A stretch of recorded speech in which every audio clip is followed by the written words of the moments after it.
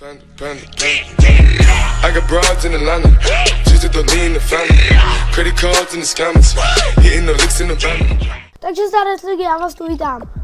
A tentokrát si ukážeme, jak stáhnout Counter-Strike Global Offensive. Minule to sice bylo, ale nějak vám to nefungovalo. Takže dneska si ukážeme, jak to stáhnout přes torrent.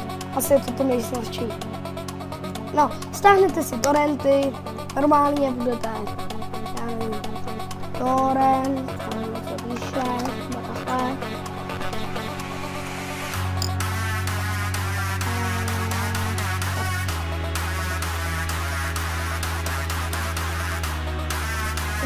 Na tohle, dám do popisku, v pohodě, tady dáte dohnat, co stáhnete v pohodě.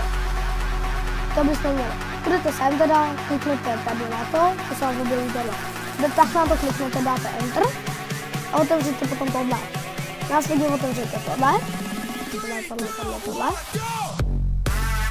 A tady prostě takhle to.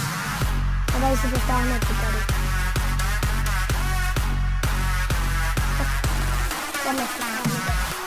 Doufám, že vám to bude fungovat a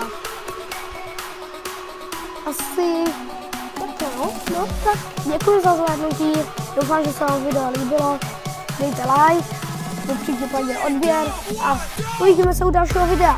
Čau!